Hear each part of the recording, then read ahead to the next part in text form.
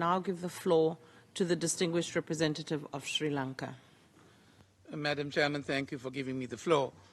My delegation congratulates Mexico's assumption of the chair of this August Assembly and the Bureau for guiding these sessions.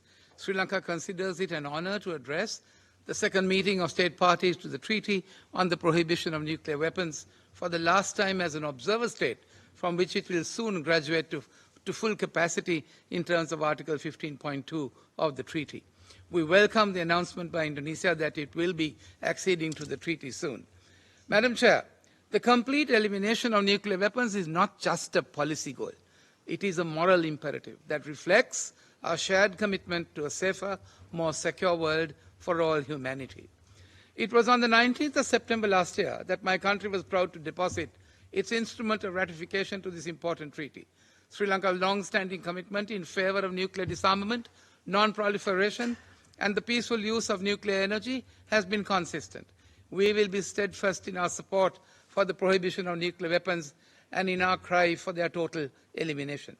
In June of this year, Sri Lanka was also pleased to ratify the Comprehensive Test Ban Treaty. It may also be recalled that Sri Lanka was one of the first countries to sign and ratify the NPT in 1968. We remain convinced that the only effective guarantee against the use of the threat of nuclear weapons is their complete prohibition and elimination.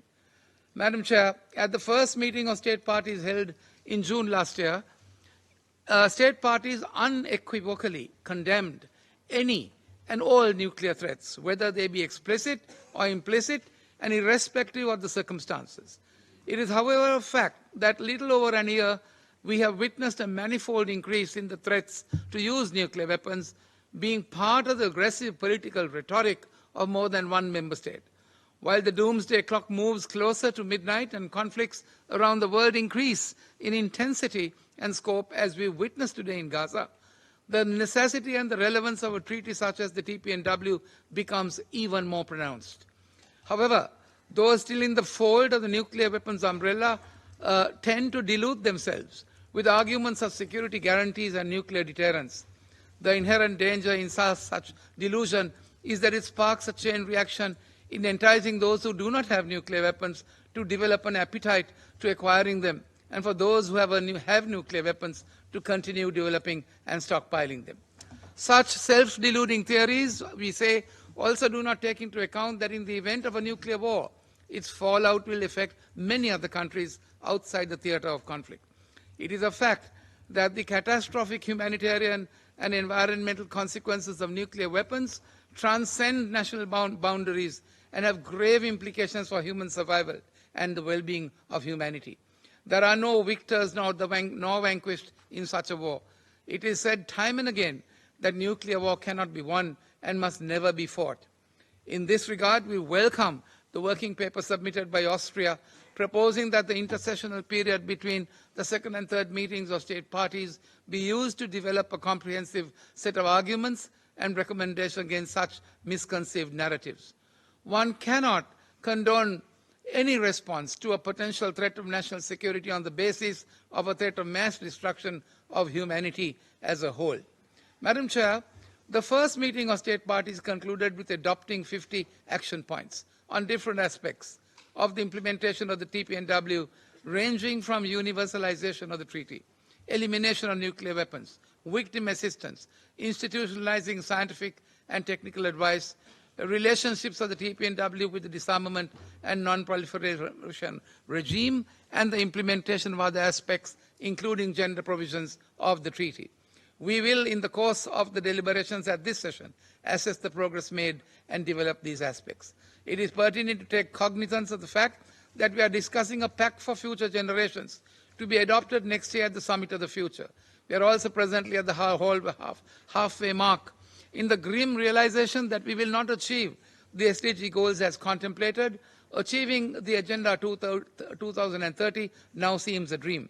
The principal factor, amongst others, is that many countries are suffering under the yoke of burdening debt and are unable to finance the SDGs.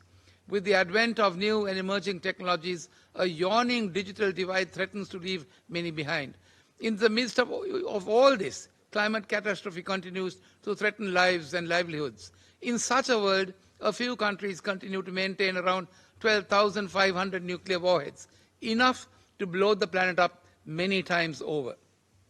Madam Chair, the path to true global security lies in the complete elimination of nuclear weapons as they exist and poses an enduring threat to the well-being of the present and future generations. It is evident that the TPNW continues to attract signatures and ratification of a growing number of countries. Finally, Madam Chair, let me conclude by saying that the struggle to free the world of nuclear weapons is one struggle humanity cannot afford to lose. As one of the greatest science communicators of our time, Dr. Carl Sagan, an interdisciplinary scientist with NASA, an early defender of climate science, said, quote, "The nuclear arms race is like two people sitting in a pool of gasoline, spending all their time making matches," close quotes. The ultimate aim of the treaty, therefore, on the prohibition of nuclear weapons is to eliminate nuclear weapons globally. To give it true meaning, member states must commit to disarmament, promote peaceful resolutions, and engage in a dialogue with member states to address security concerns. International cooperation and adherence to the treaty's principles are therefore crucial for its effectiveness.